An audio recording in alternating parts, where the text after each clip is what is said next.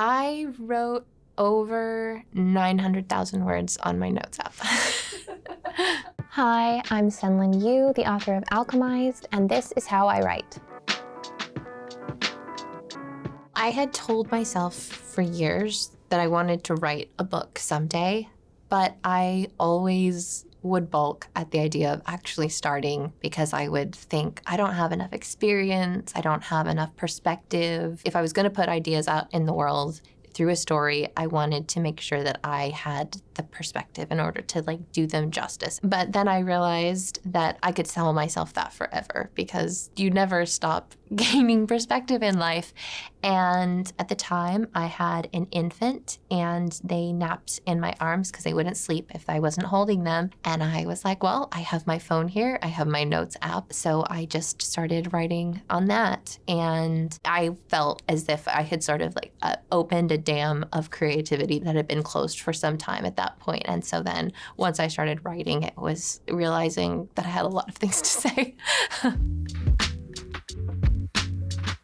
Lean into the things that you find interesting instead of trying to look around and guess at what other people want to read or write about. I think that wanting to try to generalize your appeal as much as possible doesn't tend to create devoted readers. And so when you are more willing to tap into the things that you have passion to write about, that will come through and will be found by people who share that interest, who share that passion.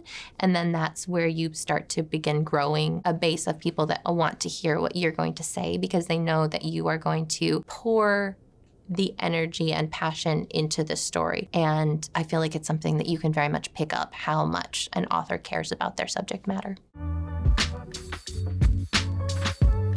When I have a story idea, the first thing I'll do is write what I'm envisioning as the opening scene, seeing what I realize I want from it. And so that can be figuring out who the point of view character is going to be, what the tense is going to be, the mood and the ambiance of the story, starting to feel those things out. And a lot of the times within just writing that first opening scene or a crucial scene for the character and how I'm conceptualizing this story, I'll realize a lot of those things, like the mindset of the character that they think in the present tense. And so that's how I need to narrate the story. Or they're very reflective, introspective character. They need to think about things in a past tense. Once I do that, then I have a better sense of the story that I want to tell and how I'm wanting to communicate it.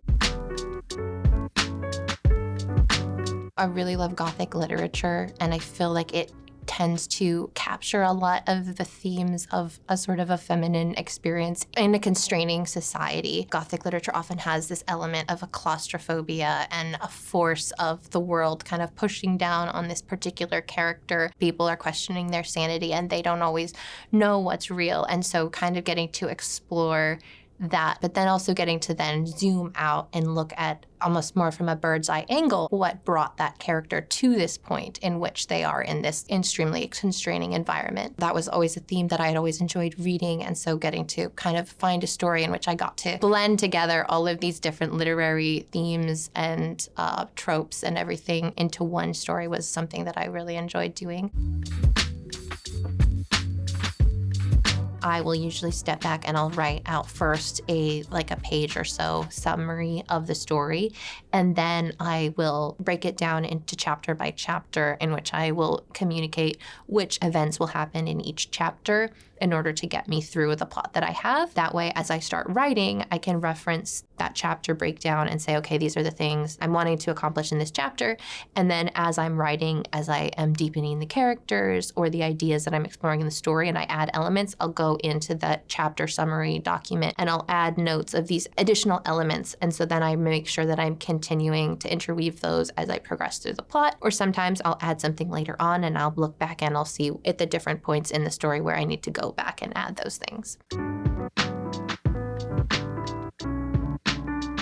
When I write dialogue, I talk.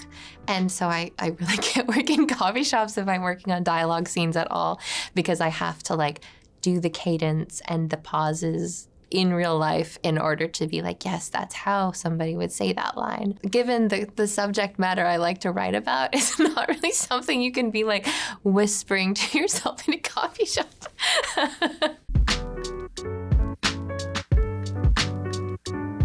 A lot of the time for me, if I'm writing a scene and I'm stuck, it's because I don't know how to explain it well enough within the context of the story. Sometimes that means turning to source material, inspirational material that I've already read, or reading deeper into that. And then kind of by broadening my understanding of it, then I'm able to synthesize that point or the theme that I'm trying to communicate down into the scene. Other times, if it's a dialogue heavy scene where it's two characters interacting with each other and I'm getting stuck, it's a matter of sort of stepping back and reevaluating the two characters and where they're both coming from, and making sure that even though I'll have a destination in mind for this conversation, that it's staying true to who those characters are. And so sometimes when I'm struggling, it's a lot of the time because I'm trying to make them do things for plot reasons that aren't reflective of how they're characterized. And sometimes that means I have to reevaluate how I've conceptualized them, because I need them to be a different person, and that will then affect how I've written them in previous parts of the story. Another time that just means stepping back from the scene and not being so rigid in the way that I want it to play out, and letting it play out in a way that's more accurate to both of the characters. There's a lot of different themes that I wanted to explore in Alchemized. As I was reaching my teens, there was beginnings of, you started getting more of these strong female characters who would be heroic, and they would do all the things that the boy characters, heroes, would be doing in these fantasy books that I had read when I was younger. I really enjoyed that at the time, but then as I got older, there was an element for me of ruminating on the fact that in order for a female character to be heroic, she had to step into the male role, where she didn't get to do anything that would be too traditionally feminine coded, that her strength or heroism always had to come through masculine acts. And so I wanted to explore the quieter heroism, the quieter labor that doesn't tend to be seen, and turning the lens, especially in a sort of epic war story, away from the epic of war and the heroes and their fighting, and turning it entirely into being from the perspective of somebody who is in this very vital role, but at the same time someone that is not usually looked at all.